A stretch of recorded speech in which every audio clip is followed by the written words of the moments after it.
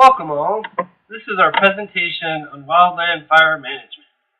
In this slide, you can see a twilight shot of the Pole Creek Fire about 5 days after it initially erupted. We are focusing our project on the Pole Creek Fire that you see in this slide that occurred within the Three Sisters Wilderness of Central Oregon.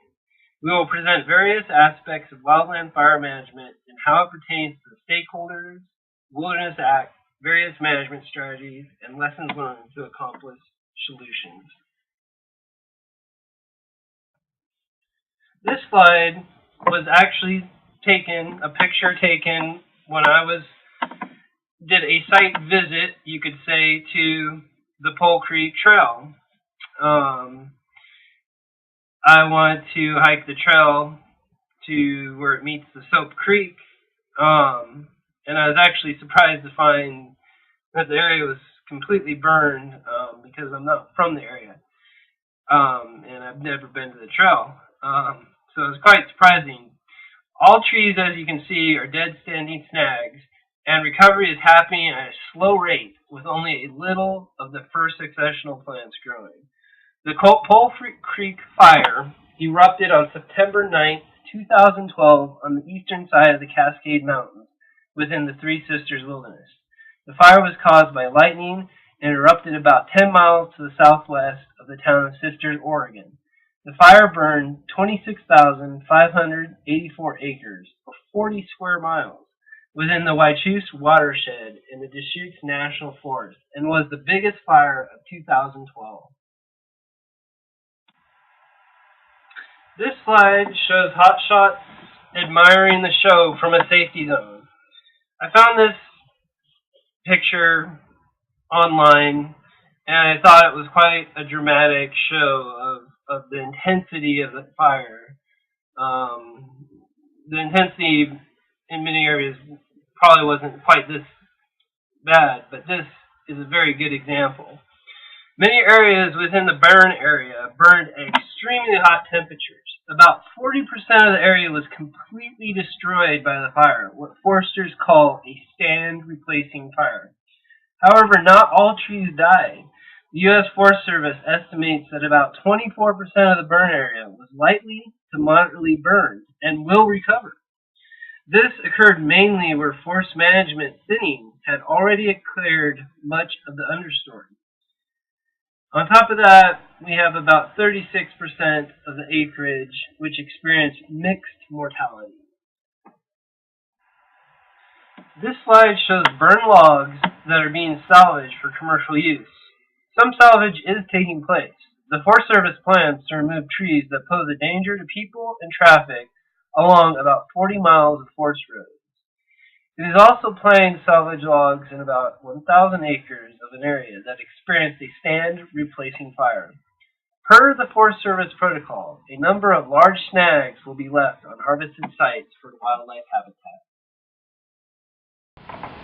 In addition to those stakeholders in the local area who were immediately affected by the Pole Creek Fire, there are some that should also be considered but who may not have had a voice in the matter.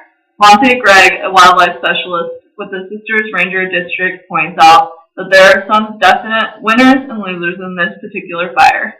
He is referring to the animals which inhabit the area that was burned. Because of the severity and expanse, some of the losers include the spotted owl, northern goshawk, and the American marten. According to Gregg, these species prefer dense forests with closed canopies. Another sort of loser, as noted by fish biologist Mike Reilly, may be the fish because of the increase in water temperature due to shade loss and temporary spike in nitrogen and phosphorus related to ashfall. Some stakeholders that have emerged, the Nature Conservancy in Central Oregon and the Deschutes County Board of Commissioners, both discussed the Collaborative Forest Project, which has a goal of creating healthier, more fire-resilient forests through identifying areas that are the most departed from historic conditions, then treating them before wildfire occurs through thinning, selective harvest, and prescribed burning. Section 4D1 of the Wilderness Act relates to fire management because it permits any necessary measures to control fire, insects, and diseases within the wilderness areas that the Secretary of Agriculture deems desirable. The provision of the Wilderness Act, in essence, allows all use of mechanized equipment and fire suppression techniques that are used outside of the wilderness areas within their boundaries. First of all, some fires are caused naturally, and suppressing those fires would contradict the definition. Secondly, the building of fire roads, fire breaks, and other suppression techniques would certainly leave noticeable trace of man's work.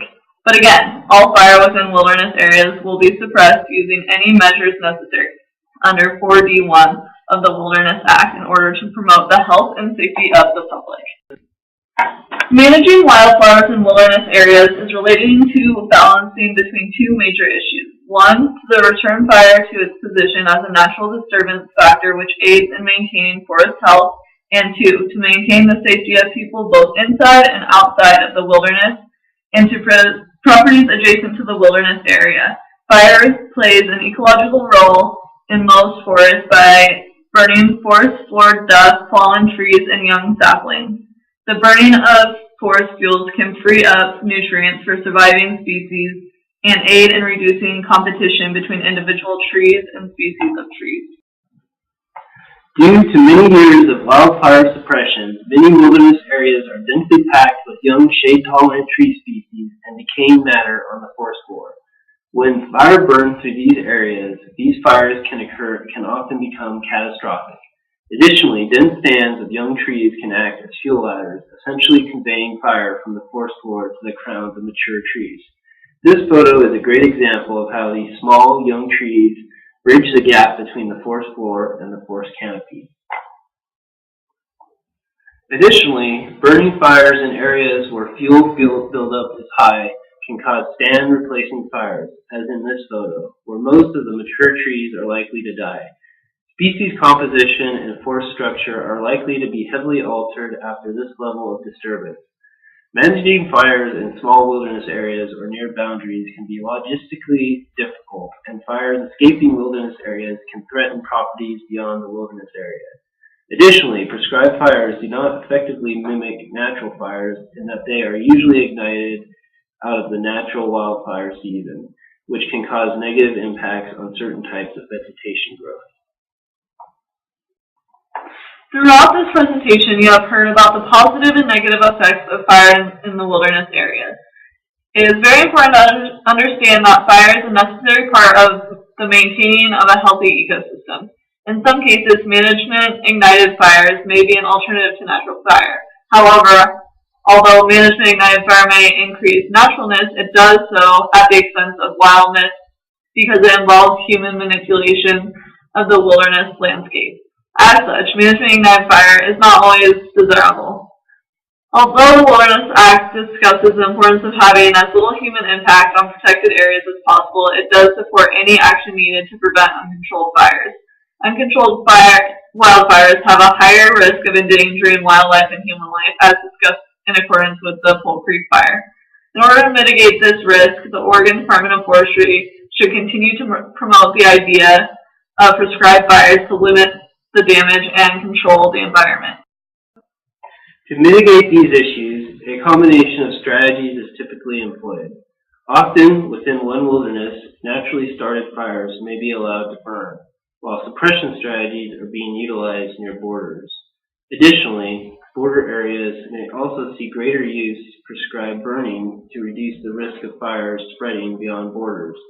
In other areas, mechanical thinning may be employed to reduce fuel loads before fire prescriptions are practiced. And finally, to increase support for fire management plans, educating the public as to the necessity of fire can help create support for fire management policies.